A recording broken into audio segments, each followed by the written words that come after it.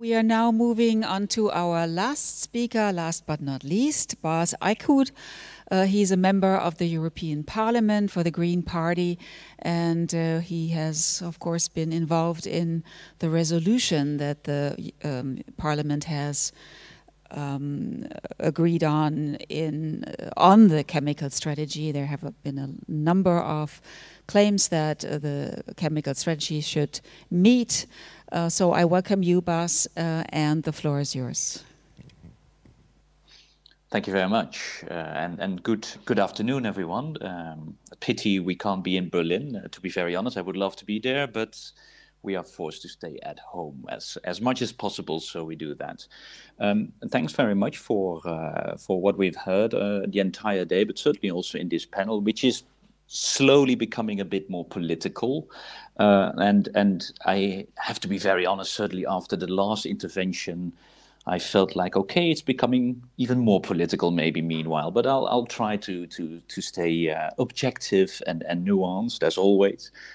I think what you can say is that the chemical strategy that will be there in 2 weeks' time is what a lot of people are waiting for. And certainly indeed in the European Parliament, certainly also the Green Group, we have been pushing for such a chemical strategy, which is really then translating the aim that has been expressed in the Green Deal of a zero pollution ambition for a toxic-free environment. And that is very important. And for us, we feel that if we now see where the chemical strategy is going to, we get the feeling we are on the right track. But of course, discussions are ongoing, sometimes even within the European Commission.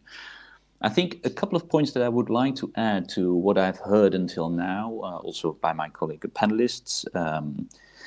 I think one of the very important points is we have pretty good legislation in place, but we are not always enforcing it. I think if you look at REACH, it's one of the best pieces of chemical legislation that is out there in the world, but we are still in the middle of implementing it. I mean, the principle of REACH, which is if there is no data, there should be no market, we have to be honest that that principle is still not adhered to. So we still see chemicals on the market when there is no proper data available. And that is certainly also true if you are looking in substances of very high concern, where we do see that quite often the files are not complete yet.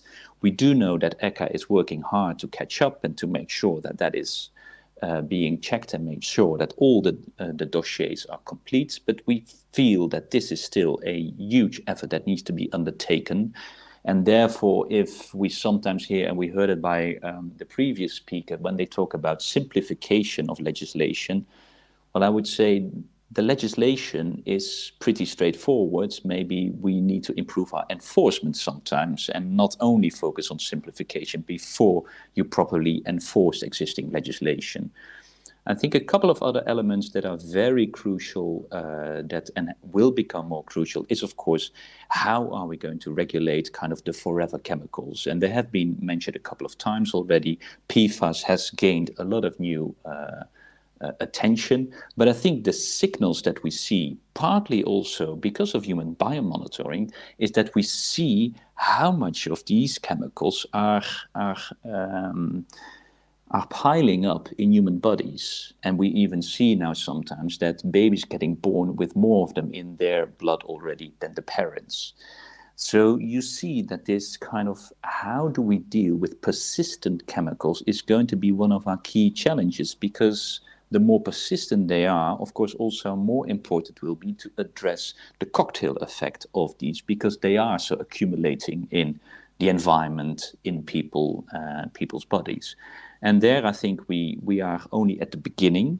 I think it is very important that we are going to assess them more and more as groups also, because sometimes we do know very well that if you have one substance and you try to regulate that, well, chemical industry is very clever to immediately change one little strand, and it's a new substance that needs to be newly regulated. I think this kind of group process that we are now seeing for the first time also being pushed for by different countries, one of them also being Germany, and we thank Germany for supporting that approach, also the Netherlands.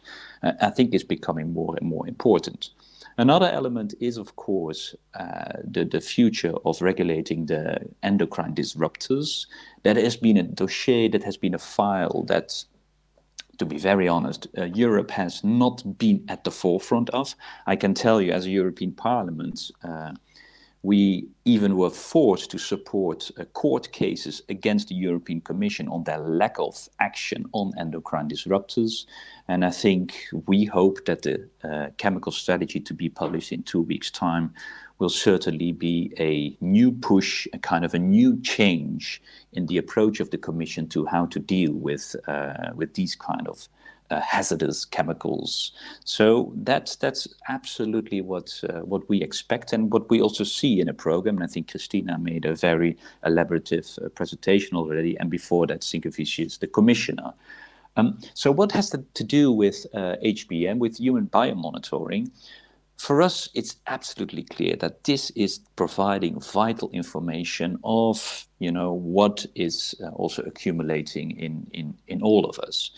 But I do want to have a warning, and I do know that some other people made that statement, and Jack de Bruijn also made that statement, but I want to emphasize that once more.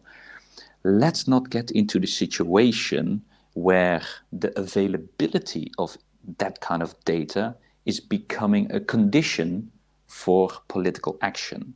We do know quite a lot already, and certainly when we are talking about very persistent substances, and when we are talking about substances of very high concern, we need to push for alternatives, and we need to move away from that.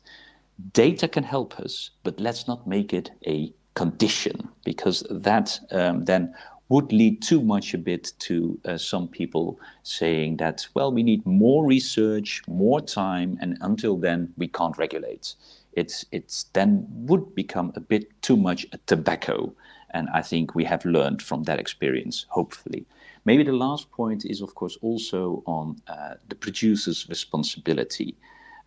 We do know that these kind of monitoring programs are quite expensive, and that has been mentioned a couple of times as well.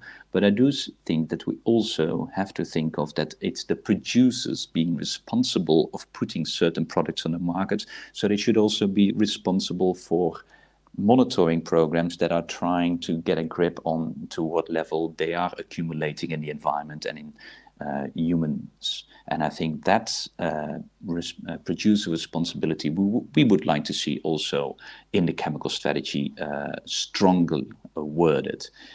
Last point, I think no one is denying the importance of the chemical industry and how they can play a role in the future Green Deal economy. I'm a chemist by background, to make that very clear. So a green politician and a chemist, and yes, that can go hand in hand. So we're not saying that. So therefore, we don't need to be told again how important the chemical industry is. We know that. But what we want to see is a chemical industry that is embracing the future and is embracing the innovation and is stepping away from hazardous substances and is stepping away from persistent polluters and going for the real alternatives where we can profit from our future and it's not piling up neither in our environment and certainly not in our human beings. And that, I think, should be at the forefront of a real zero pollution ambition for a toxic-free environment, as should be in the new chemical strategy. And let's see how it will look like in 2 weeks' time. But as Christina already said, that's only the beginning of a lot of legislation that needs to follow up after. Thank you very much.